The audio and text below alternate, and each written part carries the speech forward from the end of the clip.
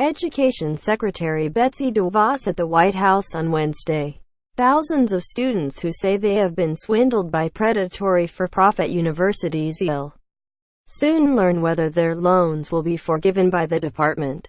Thousands of students who say they have been swindled by predatory for-profit universities will soon learn whether their loans will be forgiven by the Education Department. But under a new Trump administration policy, some students who expected full loan forgiveness may only receive partial relief.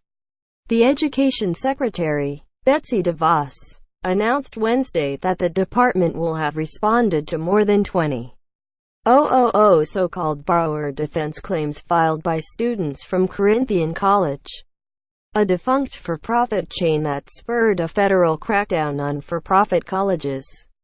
The claims, part of nearly 100,000 that have amassed and stalled under the Trump administration, include 12,900 approvals and 8,600 denials. Sign up for the morning briefing newsletter. Notifications are the first step that Ms. DeVos has taken to address widespread abuses in the for-profit sector that have left students buried in debt with seemingly worthless degrees and little recourse except for seeking debt relief from the federal government. But the announcement that the department would begin discharging claims this week came with a caveat. The department's improved process would allow some students to recoup only partial damages if they are found to be gainfully employed. Ms. DeVos said, "We have been working to get this right for students since day one." Ms. DeVos said in a statement, "No fraud is acceptable, and students deserve relief if the school they attended acted dishonestly. This improved process will allow claims to be adjudicated quickly and harmed students to be treated fairly. It also protects taxpayers from being forced to shoulder massive costs that may be unjustified." The move brought immediate backlash from congressional Democrats and consumer advocates who criticized Ms. DeVos for alleviating pressure on for-profits rather than looking out for the students. Senator Patty Murray, Democrat of Washington and a vocal critic of Ms. DeVos' actions on for-profit regulations, called the model cruel. Ms. Murray, the top Democrat on the Senate Education Committee, said she planned to challenge the legality of the new system. "There is nothing fair about denying students the full relief they are entitled to when they are cheated. So it is appalling Secretary DeVos is creating a scheme to block full relief to tens of thousands of borrowers stuck paying back loans on worthless or non-existent degrees," Ms. Murray said in a statement. It also brought worry and resignation to former students awaiting word on their applications for assistance. Jared Toma, an Army veteran who filed a complaint in 2015 against DeVry University, was not hopeful. He said he was particularly disheartened when Ms. DeVos hired a former executive from DeVry, which paid out millions to settle claims that it misrepresented its outcomes, to lead the department's unit responsible for policing fraudulent and deceptive practices at colleges and universities.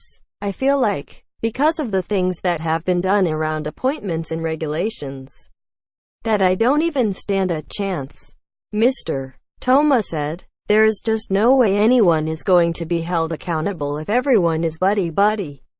The new system, which Ms. DeVos said replaced an all-or-nothing approach, would determine loan forgiveness on a tiered system. Students whose current earnings are less than 50% of their peers from a comparable program will receive full relief, and students whose earnings are at 50% or more of their peers will receive proportionally tiered relief to compensate for the difference and make them whole. The notifications culminate a year of uncertainty for student borrowers as the Trump administration has tried to chart a new course for regulating for-profit colleges. One of Ms. DeVos' first orders as secretary was pausing and rewriting Obama-era loan forgiveness regulations. She maintained that she wanted to correct a muddled process that's unfair to students and schools, and puts taxpayers on the hook for significant costs. But Ms. DeVos has also expressed skepticism about the Obama-era process, saying in a September speech, "Under the previous rules, all one had to do was raise his or her hands to be entitled to so-called free money. The loan forgiveness rules, which were to take effect in July, were seen as an aggressive response to widespread abuses that had been suspected for years." But a wide range of colleges, including historically black private colleges and universities, protested the rules for being too broad and punitive. A recent examination by the Century Foundation, which obtained information on the nearly 100,000 student borrower claims in November, found that 98% came from students who attended for-profit colleges. An education department panel began renegotiating the rules last month and will send recommendations to the department leadership in January.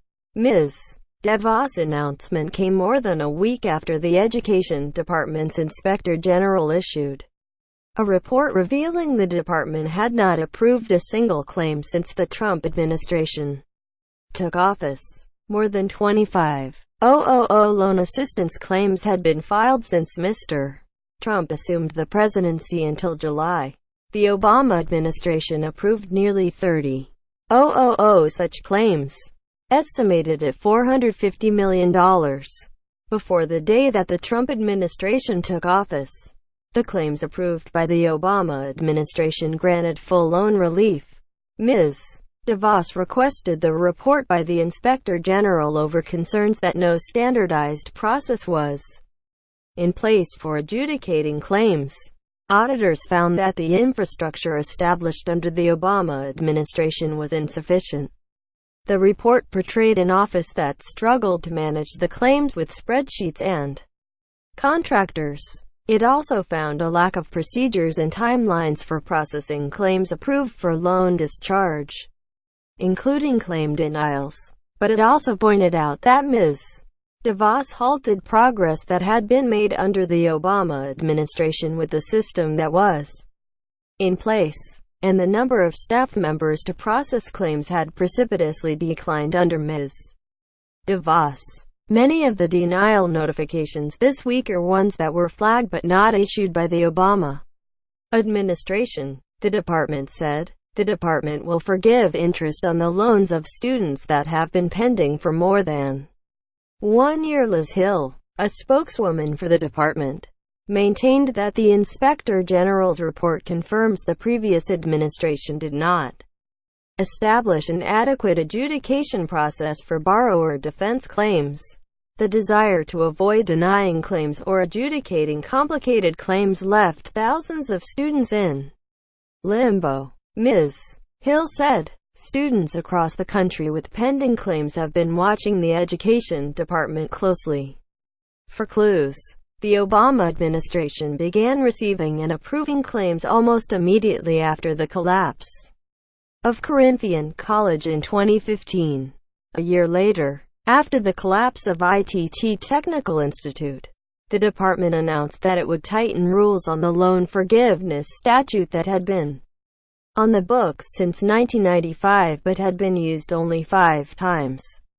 From June 2015 to January 2017, nearly 70,000 borrower claims flooded the department.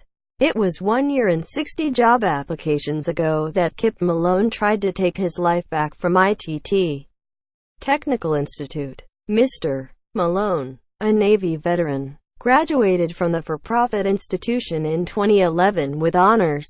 He said he had hoped that his project management degree would land him jobs, but instead it landed him jokes. "Employers would literally laugh in my face," Mr. Malone said. Last year, after ITT Technical Institute shut down, Mr. Malone filed a claim with the Education Department, saying that the institution swindled him of nearly $50,000 of his grant through the GI Bill because he could not find gainful employment.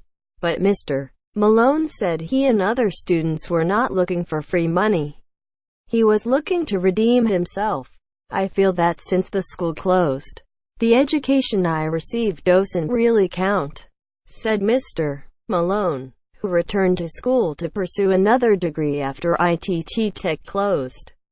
"I know once you graduate, they've done their job. You're supposed to go about your business," he said. "But the fact that I had to go somewhere else to validate what I achieved was a very disheartening and frustrating experience that I really want to put behind me."